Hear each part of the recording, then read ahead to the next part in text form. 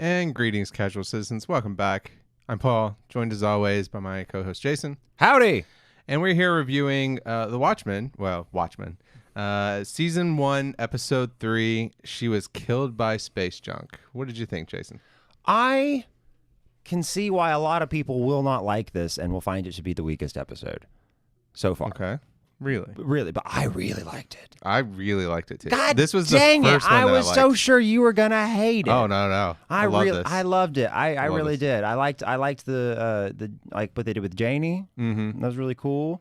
It felt like her. Mm-hmm. It felt like her. It felt like the character. Now, when I say it felt like the character, it kind of felt like the movie character a lot, but then you can't hear the comic book character talk. So Sure. I was surprised by the weird sex thing. It The- wasn't oh, weird. the I don't want to big blue judge. dildo? I don't mean to judge. No, not that. I mean, I would never judge a person for a giant blue dildo. Oh. But I mean the. I think it was massive, though. That Oof. yeah. Oof. That was. There's no way that wouldn't have caused internal bleeding, but that's gross. Sorry. Anyway. But the no, where she hooked up with the Petey? Petey. That's the Petey of Peteypedia. Oh, The website, oh, remember? wow, That's him. Wow, Yeah, it's the first time we met him. Mind blown. Yeah, he's Huh. the one. He's the one that keeps the, I don't know, whatever thing. Well, the Peteypedia. Yeah, that keeps a record of what's happened Oh, since then. cool! I like that so much. Yeah. Yeah, but her character sleeping with him, having some, I don't know, impulse control around sexuality. Yeah, I mean, don't do it in the workplace, but No, overall. well, no. I mean that's as far as Jeannie's character. Sure. I don't know. There was always kind of that implication that she had something like that, right? I mean, she goes to her first meeting of the Minutemen. She meets Dr. Manhattan. They're making out by midnight, right? Mm-hmm. She is exactly a homewrecker, to be fair, right? I like her. Don't get me wrong. Yeah. But it's never been. I don't ever recall. Although I don't think Petey has a home for her to Oh wreck. yeah, and then she breaks up with Dr. Manhattan, and then she's immediately sleeping with the owl, night owl. Yeah. I don't want to shame anybody, but what? I mean, he bought her dinner first, night owl. To be Yeah, fair. yeah. I don't know. It's a constant theme with her, and she's around a man, and they always sleep together. It just seems to be the case. I don't know if they're trying to tell me something. It seems like they were trying to tell me she has impulse control problems. That wasn't ever explicitly pointed out in the comic. Right? I don't want to slut shame anybody. No. But it's about she just likes sex. Good for her. I can't help but think that this will not come in this. Oh, do you remember the HBO series Sharp Objects? Yeah. Right, and she had that problem. I think they're going to do something like that where someone this comes to light that she slept with Petey, and it's going to be a whole thing. And they're going to call, and then they're going to. Wait, what are you referring to in Sharp Objects? The main character. She didn't. Yeah. She didn't have a thing of sleeping with people. Well, that's the She thing. deliberately didn't sleep with people. Yeah, but then she did with that one guy. Yeah. It was the whole thing. Oh, yeah, and then she got okay. slut shamed for it. Yeah. No. So, I'm suspecting that someone in the show will slut shame her for this, right? Now, there's Sure. definitely a history of her being slut shamed in the comic. Sure. So I don't know, but it just seemed I like. just don't think she'll feel shame about Well, it. exactly. Well, what's interesting about it is that in the comic and the movie, it was clear. I always got the impression that it was unwarranted. Right? But people do have, impulse control problems around that kind of stuff, and history's full of it, right? So that for them to, they kind of, for her to just go downstairs and sleep with this person she just met that's half her age, it does seem a bit impulsy. Okay. Yeah, I can't. I mean, you I didn't don't get the impression that that's what they were trying to. No, because I don't think that she would have done it if it was somebody else other than Petey. It was specific. I think for him, it was specifically like, I think if it had been just some other Joe Blow agent, she would have just sat there with her massive blue dildo and gone to bed. That's fair. I think it was because he knew who she was. And he was he- into the superhero thing. He knew his history. And he couldn't really talk to anybody because he just runs the slideshow. Right. So, And throws in weird white supremacist I think journal I entries. think that she could get away with it and no one believe him is what it was. What I think. Well, okay, maybe. I don't know. That's not the vibe I got. I just got the vibe that it was specifically because just romance. He respected her. Because she's living in because she's living in a world, right, where like they're masked vigilantes are against the law. What she used to do is against the law, right? Yeah. And he doesn't treat her that way. Sure, that's fair. He treats her with respect for what she did, not, we're hush hush about it, about what you used to do, and now you overcompensate by shooting superheroes in the back, right? Yeah. I would call that a generous interpretation of it, but there's nothing wrong with being generous. We'll have to find out. Well, that was my interpretation of it. I'm a generous person. What can I say? Overall, but yeah, for me, this was the first one that I really got into. I really got into Jean Smart's character as what's her name? The Jeannie Blake. What was her name? I think Jeannie. Jeannie. I think it's Jeannie. Wasn't it Lori? Oh my God. Wasn't it Lori? It's Lori. Lori. Jeannie. Oh, I've been doing it the whole time. I'm sorry, everyone. I know better. Jeannie was Dr. Manhattan's first wife. Yeah. Okay. Yeah. Sorry, Lori. Okay. Lori. Silk Spectre. Whatever. Silk Spectre. Lori Blake now. Yes. I appreciated, which apparently, right? Didn't she start? I think we said last week, it was in the Peteypedia that she started using. She became the comedian, right? Yeah, she started using his last name. Yes. Afterwards, which I forget what his last name was. Blake. Oh, okay. That's where that comes from. Yes. Okay. Yes. I got you. That's why I was like, I didn't remember her last name being Blake. Mm-hmm. That's why I didn't remember. No, it was later. Okay. So anyway, I loved her. I love Jean Smart ever since Designing Women. She's great. Mm-hmm. She was at Charlotte. Did you ever see Designing Women? Mm-mm. Oh, it was like it was one of those 80s feminist shows. Like it was like the younger version of the Golden Girls. Mm-hmm. So it was like 4 women and they ran this interior design firm, and they were all like liberals, but they were in the South. Oh. So they were all like Southern liberals, and like the main character, she used to just go off on people and yell at people. Anyway, Jean Smart played Charlene, who was like the dopey ditzy one. She was the parallel to Betty White's character. Yeah. Right. So anyway, she was great in that, and she's been great ever since. So this one, I loved that we got her and Regina King. I felt like their acting together was amazing. That final scene when they're in that room was just, oh, guys, it's so strange. It's so strange. I loved that scene too. Yeah. But I didn't like that it ended with her pouring the coffee in the thing. Yeah, I didn't get the coffee. Well, no, just the animosity at the end. I'm like, oh, I don't need that. I don't need to resolve this, because now we've set this thing up where there's conflict between them, and now we're going to have to resolve it before the end. I know they're going to resolve it. Well, I know they're going to sure. resolve it, and I didn't like that. Well, I mean, to be fair, we don't know that. It is David Lindelof. That's fair. But would you not say that the conflict between them felt a bit shoehorned? It felt obvious. Yeah. Right. But I mean, blunt, I would call it. Well, but because I think obviously, if you put yourself in the shoes of Lori, I think she's kind of looking at it like, my shoes are excellent. Huh? Her shoes were good. Go ahead. Okay. No, she's kind of looking at it like, okay, they were masked heroes, right? And now they're illegal. Mm-hmm. And now the cops are running around masked, right? And it's like a good thing, right? Mm-hmm. And so I think she feels disrespected by that. And she's, like I said, and that goes into the whole thing with, I think that's why she like Petey, and I think that's why she acts the way she does, and she shot that guy in the back. And I think she's so aggressive and overcompensating because I think she's angry about it. And if I were to psychoanalyze it, I would say she's probably, when she's shooting these vigilantes, which, by the way, that was fucking entrapment. Just want to say that. But when you're doing that, I think she might imagine that she's like, shooting a cop, right? Like, how dare these people do this thing that now is illegal for me to do? You know what I'm saying? Mm-hmm, and then they're vilified for it, right? There's a hypocrisy in that. Sure.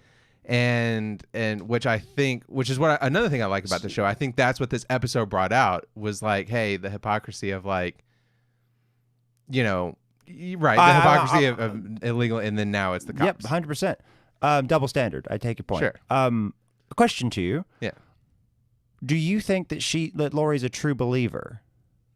And true believer in what? In that masks are bad in general, not just cops, but also superheroes. Well, no, because we know from Peteypedia that she, in the end of Watchmen, her and Al went back and started fighting masked again, even when it was illegal. I know, but now that she's older, I don't think she likes where her life is, and she blames masks. I think she. That could be she fair. looks back on as like, Well- this is what it ended up. It was worth nothing. It was a waste of time. My No, mom. You know, actually, you know what I would find interesting, and I hope they go with it, is not so much that she finds it that it didn't lead to anything good and she doesn't like her life, as much as now that she's seeing, just like we talked about last week, right? Trying to put the shoe on the other foot of like, what if it was reversed, right? What is it with you How and would you feel shoes? about it? You brought up the shoes. I didn't bring up the shoes. You brought up shoes twice. You brought up shoes used once. it in I brought them up once. You used the metaphors twice now. Oh, okay. That's how that works. Go ahead, Anyway, no, I think what I hope it is that she has come to a realization now, seeing these cops run around with masks, like, oh, there is something fascistic about this. There is something about this that's not good, right? And I didn't realize it when it was me, and I felt like we were doing the right thing. But then I look back on it, and I'm like, okay, but also Rorschach was a dick, and like not, the comedian, he was going around just being really shitty to people, right? Like a lot of us back then weren't good either. But I didn't see it because I believed in myself. I believed in Al. I believed in Manhattan, right? Vite turned out not to be great either in certain ways, depending on your perspective, right? Almost all the ways, right? Well, I would think so, but there are some people who would, like, they're the same people who think, which we're going to get into this, the same people who think, like, Thanos did nothing wrong. Like, I think they would think Vite did nothing wrong. Oh, I don't need to hear And from I don't those. like those people. I don't need to hear from those people. Exactly. I don't even want to talk. I'm not going to talk about if that. you have a thing. Well, to me, it's more about Rorschach. So we'll talk about it. Talk about it. There's a whole controversy thing. But anyway, so I think that's what it is for her. If she is a true believer, I think that's why. I think she's now seeing it from a different perspective and being like, okay, now it's the police. And as liberals or libertarians, you have a certain distrust of the police, right? And so then to see them now acting out justice the way you used to, it makes you go like this is the thing I always say about people who are like, well, I don't like Trump, but I'll vote for him, or, I'm not a racist or whatever.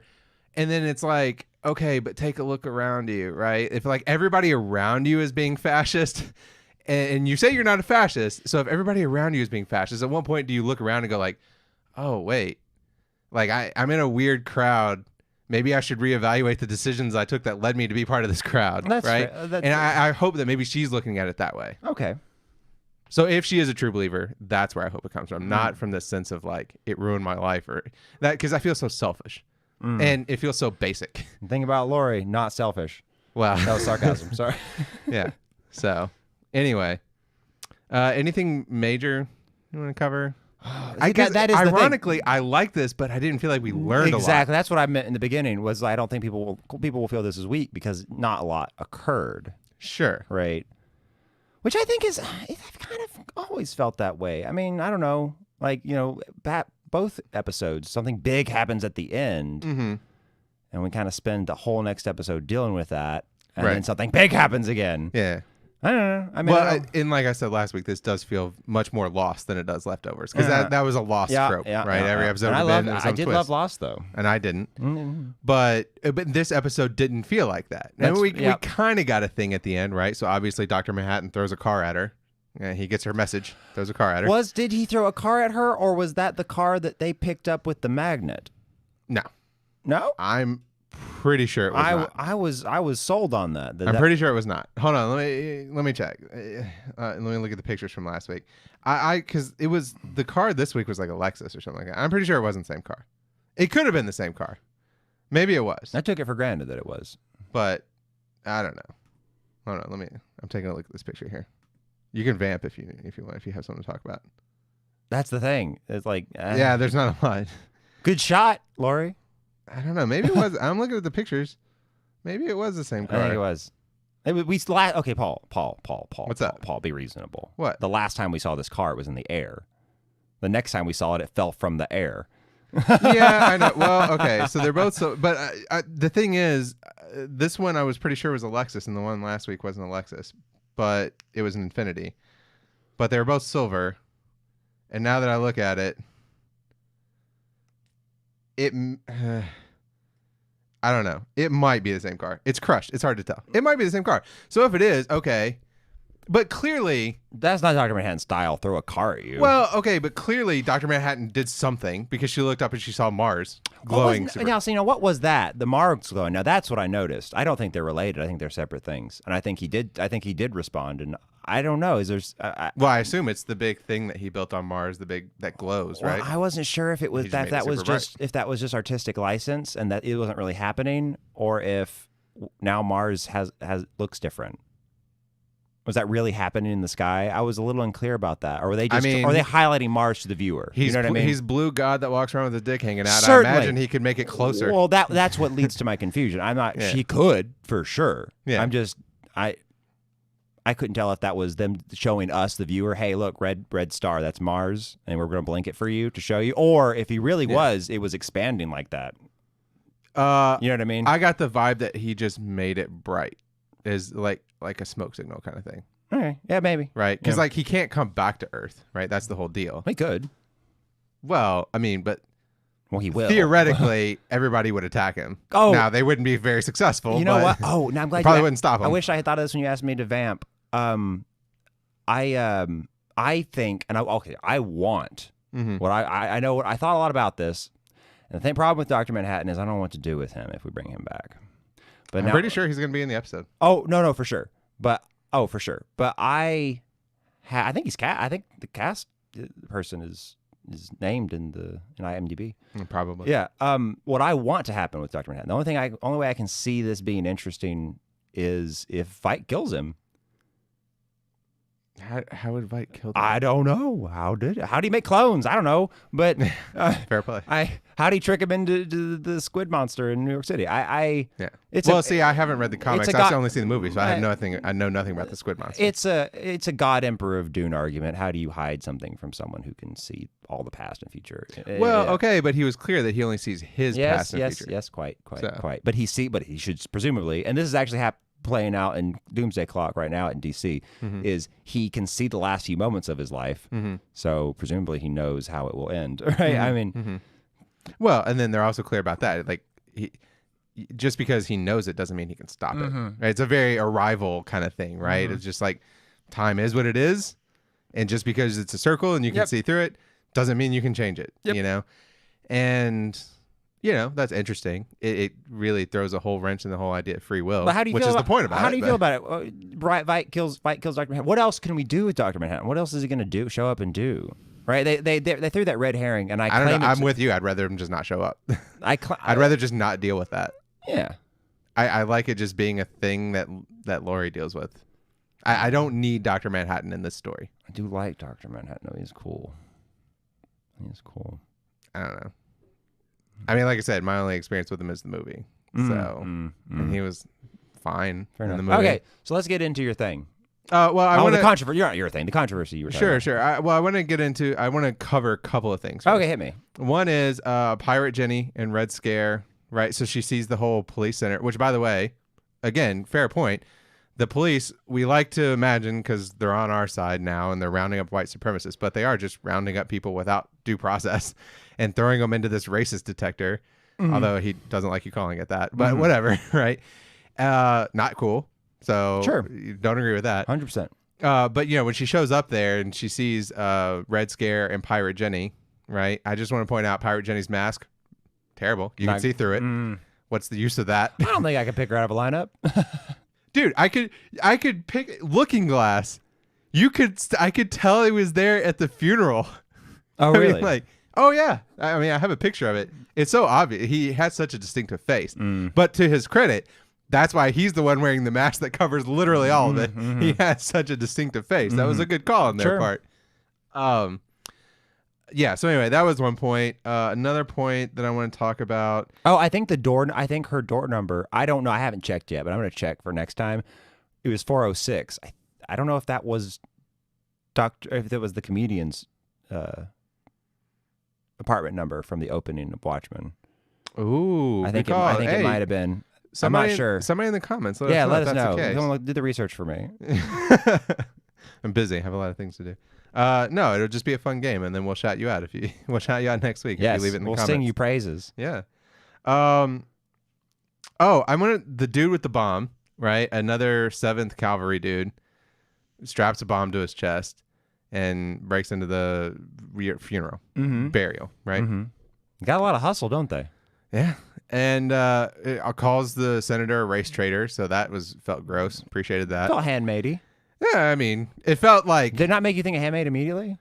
No, it just made me feel... It just reminded me of the Klan. Ah, well, okay. Right? Yeah, I mean, they say that all the time. But yeah, I get your point. Gender traitor, right? Yeah. Handmaid's Tale. But... you know, I had never heard that word before, Handmaid's Tale. And I gotta say... They're weird about it. I gotta say, on the scathing scale... Yeah. Nice. That is harsh. That's a hard... I'd never heard it. And you hear it first time, I'm like, oh my gosh. Feels basic bitch.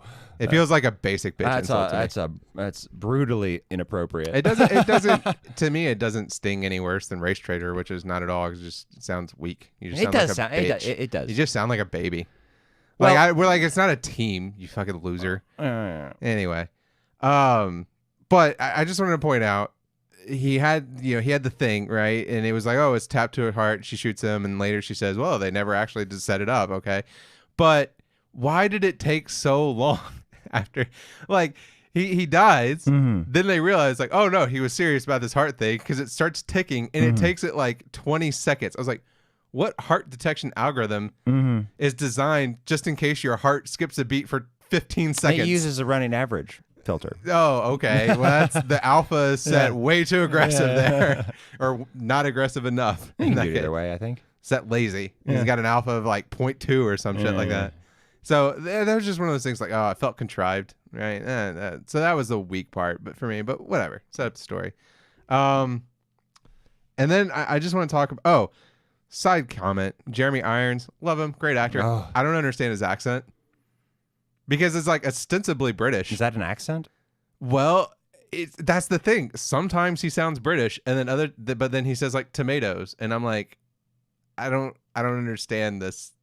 Well, he's a British man who lived in America for a long time. So it's like a Ross situation. I don't know. Oh, you didn't watch Friends? No. Oh, there's an episode where Ross, he was faking a British accent so people would think he was smart. He was a professor. And so he just decided to fake a British accent so people would think he was smart. Yeah. And he was like, I can't keep it up. So he starts phasing it out. And everybody's like, what's happening to your accent? So anyway. Yeah, so I don't understand Jeremy Irons' accent. That was all that was. Nothing more important than that. But I did want to talk about Lori and the joke that she tells to Dr. Manhattan. Nailed it. Good joke. But it wasn't funny. It did actually end up being cleverer than I thought. It ended up being really clever. What did you think about it? Clever. I didn't see it coming. So yeah. Well, she sold me. Makes it clever, right? She sold me on on messing up the brick joke. Yeah, she sold me on that. I didn't think it was coming back. I didn't think it was coming back either. Pretty good. But okay. It's like very comedian, like from The Comedian. It's something he would do or say. Yeah. And then she even uses good joke. No, that's not from The Comedian. I was about to say that's Rorschach. That's Rorschach. Yeah. So that was. But Rorschach would say it to the comedian. He said it. Or no, he said it to himself. Didn't he? Yeah, in his journal. Yeah. Good joke. He did say it to himself. Yeah. Good joke. Yeah. They weren't good jokes either. No, but I was saying not just as a joke. Obviously, it wasn't funny. I don't think it was actually designed to be funny. I think that was the point. But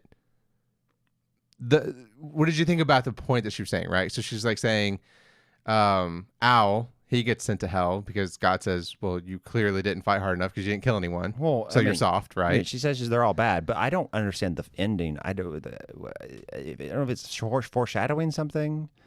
I think it's foreshadowing she's going to kill Manhattan. Because she's very clear that they're both gods, right? I guess. She distinguished between the two, and then she killed the other one, and it just made me feel like, oh, well, I don't know what that's about then. It was strange. I don't know. It was strange. I'm not quite sure. I mean, yeah, could be. I don't know. It was strange. So it was strange, but it was impactful. And I think what I like about it is it leads you down that road of what is it going to be? Was it a metaphor for her going to kill Dr. Manhattan? It's intriguing. Yeah, intriguing is the word, I think. Yes, and that's why I like this episode. That felt like something I would see in The Leftovers. That felt much more Leftovers than Lost. Sure. Right? Yeah. There was a thread. There was some unexpected turns. And there was it gets you thinking. It's not just like, oh, here's the twist. What's going to happen? It was like, it has you thinking about, well, what was she trying to say? Quite. Exactly. So I like that. I appreciated that. I guess you didn't find it as profound as I No, did. I did. I mean, it was intriguing. Definitely. I don't know why. It's confusing. Okay. If it pays off, I like it. Did we mention last week what happened to Al? He's in jail. Yeah, we did. He's in jail. I believe he's in jail. Yeah. Oh, That's what he was talking. That's what the senator was talking pardon. about. Yeah. Okay, so that was a metaphor, She's right? gotta- So it was, I can get your owl out of the cage, Mm-hmm. and I thought he was talking about the actual owl, and I was like, what? And because she has an owl in a cage that she feeds rats. Oh, the Which liberal. I guess I forgot that owls eat rats. That's a good call. Anyway, I thought it was a snake. Will thought. Paul thought the liberals were, since the liberals are in power, that the animals have civil rights now. Yeah, fair play. Yeah. Anyway, I see. I don't think I have, other than obviously this comment about Defense of Police Act called DOPA. I appreciate that there was like a fourth wall break. Just like you called it DOPA. Mm-hmm. I was like, I appreciate that. I appreciate that breaking the fourth wall there. I see. I talked about We Meet PD. Millennium Clock. Oh, did you also notice the Washington Monument had like a halo around it? Yeah, I did notice that. What is that? I don't know what that is. Future stuff. It's just future garnish. Yeah. But it's not the future. It's right now. I know, but it's future garnish, right? Like they're even driving Priuses. I know, but it's future garnish. Which right? again goes back to my whole thing. If like history changed, then like, how does the Prius look exactly like the Prius we have? Why is the music exactly the same? Yeah, I brought this up. Did you? No, I brought this up at some point. I don't know if I did it on this show, but like, I love the Watchmen movie soundtrack. But like, I was talking and I was like, it doesn't make sense. Like, if the Vietnam War ended and we won, why would Bob Dylan still be popular and making that song? Sure. Right? It doesn't make sense. So it's the same kind of thing here, but whatever. Artistic license, I'm fine with it. Jeremy Irons, Ozymandias, and the Game Warden. Yeah, I don't know what that's about. I had nothing. Do you have any I got concept? nothing. I have no idea what's going on. I mean, well, okay. Well, I mean, I do know what he's doing. He's sending people to Mars. Well, I mean, but who's this Game Warden? Where is he? Because they said in the letter he said something about in terms of his captivity. Yeah, and he called him but then he called him Vite's servant. Servant, yeah, I know. I was like that. Yeah. But if you're captive of him, how is he your servant? I think he might not be well, and he hired him to keep him on this property. Okay. I mean, that's all I can figure. Okay. Yeah, and they say Game Warden. What he's the game of is his cloning project. I think he. Well, and that was the. I wonder if that's like a double entendre kind of thing. Like the people are the game, like the clones are the game. I think all those. No. I mean, because like the buffalo. I think they were clones. Probably. Yeah, and so it's all like the people, like the Croshank, Mrs. Croshank. Yeah, something like that. His servants that have many copies. I think those are game. In that sense. I don't know. I guess I just interpret it as like he's the game warden of like he's the one looking over the game or the wildlife. Mm-hmm. But then also, I was thinking it's like a double entendre for like he's got a game going on in this island wherever I I think he's just keep making sure none of the clones get out or Vite. That's what I think. I think it's Jurassic Park. Oh, you think he like self-imprisoned himself to? Yes. Huh. Yeah. I guess. I mean, that makes sense. But I do. Yeah. I guess that makes sense. Yeah, I think that's probably what it is. Okay. Yeah, I don't have anything else other than that. Yeah. So the other thing I will say is the controversy. Did you hear about the controversy? I have not. So some people are unhappy with the Watchmen series. Oh, good. There was an article in Comic Book News or whatever. I don't know. Anyway, about how the viewership of the show dropped between episodes 1 and 2 by 20%. Why? Well, first of all, every show drops between episodes 1 and 2. Oh, okay. Some people watch and they're like, "Oh, this isn't for me," and they just don't come back, right? Sure. But what is the claim? Also, I just want to say 20%, not actually that bad. Like I remember a couple of years ago, Walking Dead dropped 50% from episode 1 to 3 or something like that. So not actually that bad. The other thing I would say, but it's not. I don't know this is doing exceptionally well. What's the claim, Paul? Well, anyway, so people are unhappy because they're unhappy that Rorschach ended up being racist. What? He was always racist. I know. And it started off this whole thing. I was like, does anybody actually... I just feel like there's a lot of people... You see this a lot now. It's the same thing with the Punisher, right? These cops that wear the Punisher logo and they go beat people up. And then the guy who created it is like, the Punisher's not a good guy and you're not supposed to idolize him like this, right? Yeah. And I saw a lot of comments in a Facebook group that I'm in. You know what I think? People talking about this. Oh, Rorschach's my favorite character. And I'm like, that's fucking weird. He is not supposed to be a good guy. Let me say something about Rorschach that in his racial opinions that will irritate you, I think. Okay. I you know what I think about Rorschach? Here's the most generous thing I can say about him on this topic. Okay. I think that because of he was in the 70s, Sure. he was too busy to not be racist.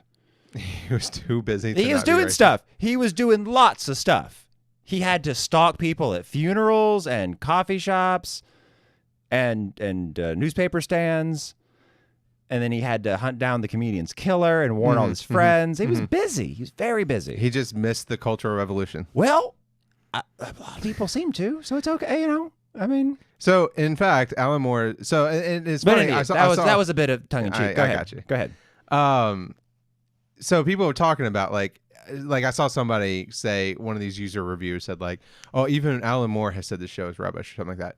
First of all, just to be clear, Alan Moore didn't say the show's rubbish. He says he's not watching the show. Now, Alan Moore doesn't watch any movies or TV shows adapted from his works because he's very clear, one, that his works are comics and they should remain comics. And he doesn't think it should be adapted. Did you know currently there's a running comic line for Watchmen?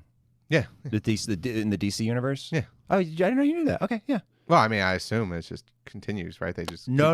It's very new. There hadn't been a new one in a while. Oh, okay. Yeah, it's very recent. It came out. And it's only 12 issues and Superman v. Dr. Manhattan. I know. Oh, what? It sounds stupid, but it is pretty good. Okay. Yeah. Also, Alan Moore in particular was unhappy about Watchmen because he didn't retain the rights for it. DC kind of stole it out from under him. So he's really bitter at DC for it. It was the last thing before he left DC and was like, fuck DC and all that stuff, right? Yeah, he knows who George Lucas is. He knows better. Yeah. I don't feel bad. So anyway, so kidding. and Lindelof has talked actually about he feels conflicted about making the show because he respects Moore. And he felt so bad that he gave him some of his money? No. Oh, well, then I don't want to hear about it. I know, exactly, Okay. right?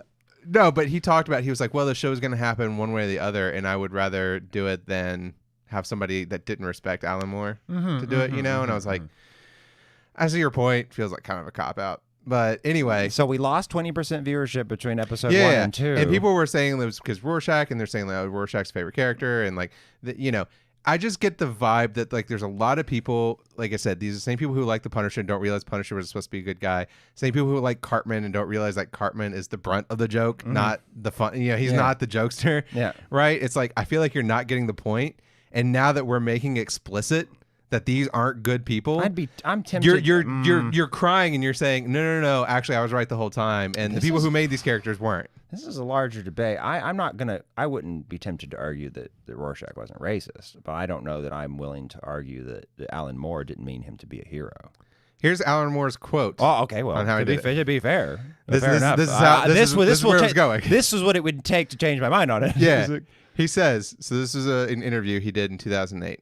He says, quote, "You could put a superhero in the real world for dramatic effect because they are kind of stupid.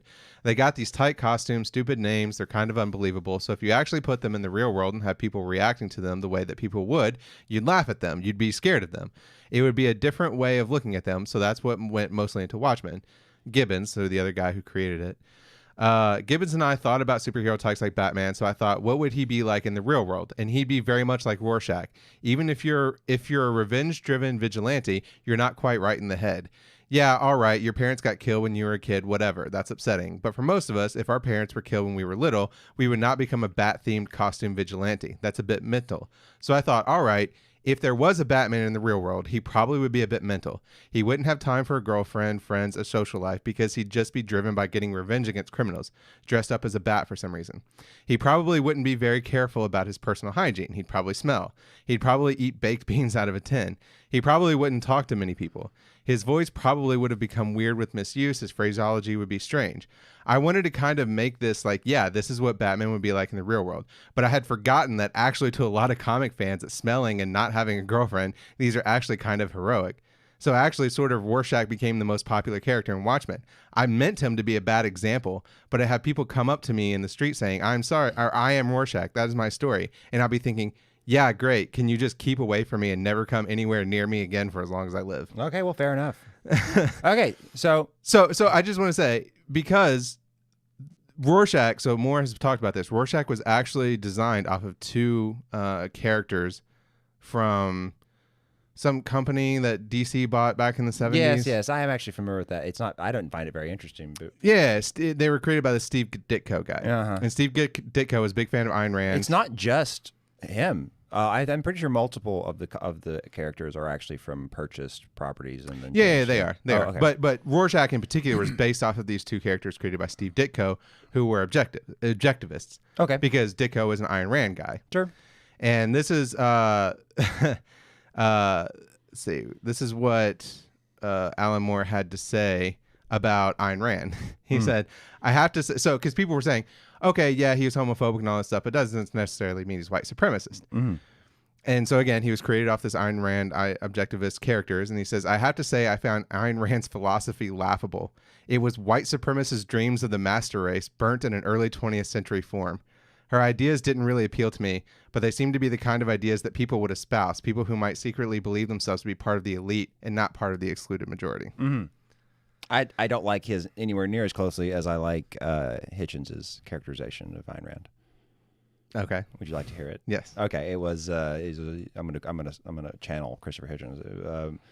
I've been asked to be unpleasant at the expense of the followers of Ayn Rand, and I read her book. I didn't find it very good, but I found it charming that she would claim that the real problem with our society is that people aren't quite selfish enough. I know, right? I don't know what your impression has been so far, but yeah. I think that does it better. I got to be honest. No, I agree. How couldn't Hitchens do that? Go ahead, though. Yeah, well, but that's, and that's kind of the way I feel about a lot of this content, about this, when people make this argument like, oh, I don't like they made Rorschach the bad guy. And you're like, did you watch The Watchmen? Right. And it's the same conversation. We see this over and over again. Like I said, I brought up earlier. I don't think you're being fair to be just a little bit on this. I completely agree with you on these points, but like a lot of people probably read them when they were a lot younger. I read it when I was 18. I didn't notice he was racist when I was 18. I was reading superheroes. I was paying attention to Dr. Manhattan, and Rorschach's like the, he's the renegade, right? Sure. So I didn't like him, but I didn't care. I actually found his parts a little boring because they were long, and I was like, okay, let's get to the part where there's a magic man doing stuff on Mars. Right. But so a lot of people, they probably found Watchmen when they were a lot younger, and now they're watching it, and they haven't read it since. So they're like, "What? Rorschach's racist?" If I hadn't seen anything about Watchmen or reread it or watched the movie. Or even if I just watched the movie once and then I watched this and then you told me that Rorschach was racist, I wouldn't have noticed. Well, and to be fair, you have to be paying attention because he only says a few things, and you kind of have to be. I don't want to say the W word, but you have to be cognizant of those things. Woke. Word. Oh, I have to say, just to be clear, they're not technically making Rorschach racist or white supremacist. It's that this white supremacist group created and they use him as their image. Oh, okay. Well, you know what? You're right, and I. So that's my fault. Let me just. I'm just saying that to be fair to people who are like, oh, they're Sure, but even as a hero, right? Sure. Is he a hero, the good guy? Right. I didn't pick up on what Alan Moore was saying when I read it. Oh, okay. Right, because I was younger, and I was like, okay, yeah, he's just the renegade superhero. And that's fair. He's a crummy Batman. Right. Just as he said. Right. But that's all I saw. But I think what's frustrating to me is all these people that are being confronted with it because I get it. If you're 16, you may not understand it. Totally understand that, right? And then you grow up, and then you don't remember those parts, right? Sure, but because I just watched the movie a few weeks ago, right before the show started, and to me it was patently obvious, like, this dude's a dick, and they didn't do it with race, but he was like super concerned about everybody's sexuality. Right. And like, well, they're homosexuals, so they deserve what they get. They deserve to get killed. Well, and apparently in the comic, and which I haven't read, he's like obsessed with whether or not Veidt is gay. He brings it up. Well, he brings up the movie. I see. I don't remember. He does. He says he calls him a possible homosexual in his journal. Oh, I remember that. Yeah. I remember that. But there's not much more. I don't think if there is, there's not. I claim there's not much more about it. He may have said something. But either way, and he talks about degenerates and like So I immediately got from the movie. But I think what's frustrating to me is to see all these people when confronted with the. Well, I'd like to linger on this because this is a fun topic. Okay, it's superheroes. you got I actually I hate to criticize Alan Moore, but I think I know what he did wrong that made this happen, where people didn't notice that he was the hero. So follow me. So you know, you're following Rorschach's story in the comic or the movie, and yeah, he's kind of a jerk, and he lives really gross, right? And he's kind of stalkerish, and he's kind of fundamentalist, almost extremist, I would say. But then you were raised on superhero stories, so we all assume, okay, well, he, just like the Punisher, he must have a noble goal, an ideology, and he's willing to sacrifice all his creature comforts and human and social norms in order to achieve that, right? And so you assume that, and what I would have expected to happen is you see the result of that, which I guess now we are, which is 7th Cavalry, but in general, like, why is this bad? You need a why is this bad? And the whole thing of Watchmen is who watches the Watchmen, so Watchmen is bad. But you follow Rorschach all the way to the end, and then he sacrifices himself for his ideals. So all the message of him not being the good guy, well, he died a martyr. Yeah, you know. So I missed it. Yeah, I wouldn't have said, oh, he was one of the heroes. I would have said he was the protagonist next to Night Owl. Yeah, I would have said so. Again, haven't read the comic, but I would say even from a movie perspective, he was more the protagonist than Night Owl was. I thought it was very clear that Rorschach got more focus, he got more attention than Night Owl. I'll argue. I think I'm about to convince you that's not the case, because Rorschach didn't change. He did not undergo any change. Fair. Whereas Night Owl did. I'm not arguing that Night Owl wasn't supposed to be the protagonist. That was semantics. I was just playing semantics. No. What I'm arguing is Zack Snyder didn't do a very good job, or the actor wasn't very good at portraying Night Owl in a way that seemed like he was a leader. Oh, I have bad news for you, Paul. What's that? He did a perfect job characterizing. Okay. Yeah, it's exactly how I imagine Night Owl, because he's a bit wimpy. Yes. Not wimpy. I hate to say wimpy, but a bit. He's what they would call a cuck. Oh, don't say that word. I don't condone it. A soy boy. Okay, fine. A soy boy. No, he's just timid. Yeah, sure. But until he gets his mask on. And by the way, I don't use that term derogatorily. I'm a soy boy. Until he puts his mask on. Sure. And then it's a whole different thing. So that was cool. Anyway, so yeah. No, I get your point. I just want to say fundamentally, because we deal with this in Star Trek too. And so many times with Star Trek, oh, they're making Star Trek SJW. And I'm like, did you ever watch Star Trek? You know? And it's just like, it felt like there was a vibe, because Star Trek also, at least Next Generation was the 80s. There was a vibe of like, we're making these things nuanced, right? And apparently it was too nuanced and people didn't get it. And now they've come out and they've idolized these bad characters and these different things, or they missed the point. And so the people who made the comics are trying to make it very explicit now, right? They're saying, okay, we tried the nuance and you guys didn't get it, so now we're going to make it explicit. Rorschach was a bad guy. The Punisher was bad. You shouldn't be emulating him. You know, all this stuff. And now people are upset about it. I don't know if I buy any of that. Well, I'm sorry. Not in theory. For sure, maybe you should, maybe you shouldn't make it more obvious. But I mean, where was this meeting between all the artists where they decided that they were going to be more blatant about it? Who said there was a meeting? Well, I know. I'm being. But to your point, for example, the Punisher, the guy who came up with the Punisher, was it Frank Miller? Ooh. No, it wasn't Frank Miller. No. Anyway, I don't know. The guy who created the Punisher came out recently and was like, you know, when I see all these cops wearing the Punisher thing, it really pisses me off, because the Punisher was like, that's not what you should be as a cop. As a cop, you are ordained by the people to protect them, right? I think you're not a vigilante. Well, but I read Punisher as a kid, and I actually got that from it. It was very clear. Right. Yes. Yeah. But so then they literally, in the latest Punisher series, as a response to this and as a response to all this stuff, so the writer came out and said that, and then in the later series, they made it explicit. There's a scene where he punches an immigration official who was wearing a Punisher mask and was like basically telling this guy to kill these refugees. Like the Punisher, they were like, we're gonna hurt these refugees. Oh wow! Right at the border, like it was super direct. I haven't seen and he it yet. punches the immigration guy. He was like, "Don't wear this mask." He's like, "I do this stuff for people who deserve it because you guys can't, and because you're not supposed to. Mm-hmm. You're supposed to be the good guys. Do not follow me. I wear this bullshit because who else is gonna do it?" Right? I get that. I'm not a Punisher expert. Sure. That is not what from what I've read, and I've read a good amount of the Punisher. That wasn't ever the message I got from the Punisher. Right. Well, because it was this is a new series and they're trying to make it more explicit because they're like, you guys didn't get the nuance of the character. Well, before. no, but as a I'm just picking now, but as a motivation for the Punisher. Well, I still don't think that's his motivation. His motivation is a holy war. Yes. It's that if you do these things, I'm going to kill you. Yes. Under any circumstances. Right. But, right. Yeah. But okay, I would argue that's not so much a motivation as it is an ideology.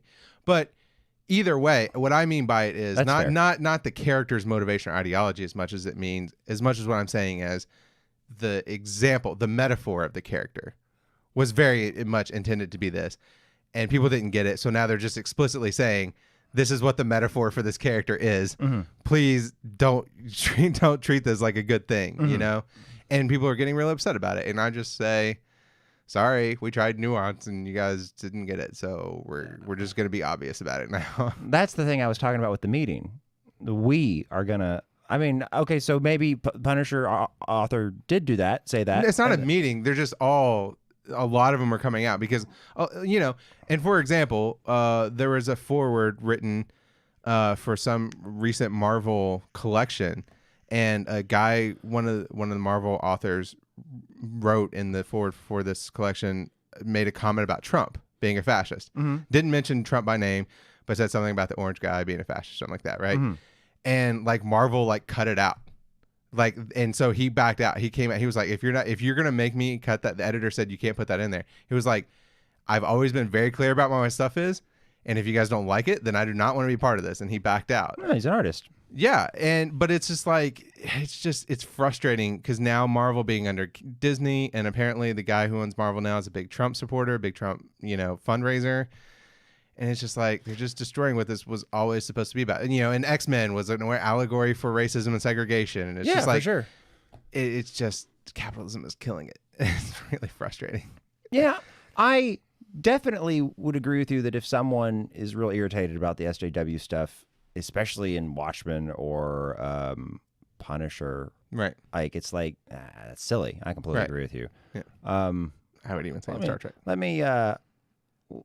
in Star Trek. Yeah, although to be fair, the Berman Star Trek. If you grew up with Berman Star Trek, it was a little different. Let me pose a thought experiment to you. What if what if tomorrow they aired another superhero-ish thing like this that had a lot of history behind it, mm-hmm. and it was. All those messages were just very nuanced. Would you find that to be inferior in some way? No, I find it to be superior. Than the blatant. Oh yeah. Oh, okay. Then we are in agreement. No. Yeah, I mean that Punisher comic where he does it, I'm just like it's too on the nose as for art. Okay. For art. But I feel like that wasn't coming across, Paul. No. Because my point isn't about it. I feel like the artists are also looking at like, I wish I didn't have to do this, but you fuckers aren't getting the point, right? But from an art, that's why they didn't do it that way in the first place. You're right. It's not as good art. Yeah. It's much better art to be nuanced. But then it's kind of hard. Just like Dark Knight Rises was an allegory for, Wall Street, Occupy Wall Street. Right. Mm-hmm. And it's nuanced. And a lot of people don't get that until you really dive into it, Mm-hmm. And, that's what makes The Dark Knight Rises, even though it's the third best film in that trilogy, that's what makes it still better than a lot of other superhero movies. The third best. Of the trilogy. Do you mean Dark Knight Returns? No, not Dark Knight Rises. Dark Knight Rises. Okay, sorry. Yeah. Okay, yes. It's the third best in the trilogy. Yes. Sure. But it even is still better than a lot of comics because it has nuance. It's still pretty good. It's still pretty good. It's got Tom Hardy. Yeah. That's a lovely, lovely voice for you, the people. So anyway, that's just because we deal with a lot in Star Trek too, and I just want to get that out of there. Sure. No, we're in agreement on that. Yeah. All right, that's all I had. Overall, I liked it. This is the first time I'm excited about seeing where it goes. I like it. I don't know why Veidt... So something's not right with Veidt in his head. It's not like he was, because why wouldn't Veidt know that that would kill that person? So putting him in that suit wouldn't survive Mars. Maybe they don't know anything about Mars. Well, okay, just to be clear, we don't know that he sent him to Mars. We know he sent him to Mars. We know that he sent him to space. We know that he knows how teleportation technology works. Sure. And we know he Dr. Manhattan left him with a nothing ever ends. Mm-hmm. And I don't know, I think he just wants the last word or wants to follow up. Yeah, I don't know. I put all the marbles he's sending them to Mars. Sure, I mean it makes most sense. Yeah, I'm just saying to be clear, we don't know. We don't know that, but yeah. So, let's presume. Let's shackle ourselves and presume it for a moment. And sure. And ultimately, it doesn't make a difference. So what I'm bringing up is that he would think that. Yeah, would work. I know. I get your point. Yeah, yeah. That's clearly not a robust spacesuit. And then his next thought is buffalo hide. Yeah. No, I get your point. Yeah. He's not. They're all there. Man, when he said Mrs. Crushank to the typewriter, I did not think that that's where that was going to go. Her just typing, because last time we were at the typewriter, it was an auspicious occasion. First time we see the character with her at the typewriter. Oh, yeah. I thought that was what to happen. Oh, man, I totally forgot about that. He was like, to the typewriter. Yeah. Like, all right. You got to work off some of this tension. That is his foreplay. With your fucking slave, apparently. Yeah, no, I didn't. I totally forgotten that it even happened. So anyway, like I said, this episode felt a lot more like Leftovers and Lost. So anyway. So you liked it? Yeah. All right. Well, I think that does it then. All right. 2 thumbs up. We'll be here next week to review episode 4, whatever weird ass name that episode has. This one at least made a little sense. Yep. She was killed by space junk. She was almost killed by space junk. Right. Still don't really understand the last 2, but maybe they'll come together eventually. But anyway, so you can check out some of our other reviews. Check out our latest video. And follow us on Instagram.com/CasualNotion, Twitter.com/CasualNotion, Facebook.com/CasualNotion. We'll be here again next week at around 10:30 after the episode airs to review the next episode. So until next time. And then we will vote on the most crass and inappropriate comment left. Okay. Keep it casual.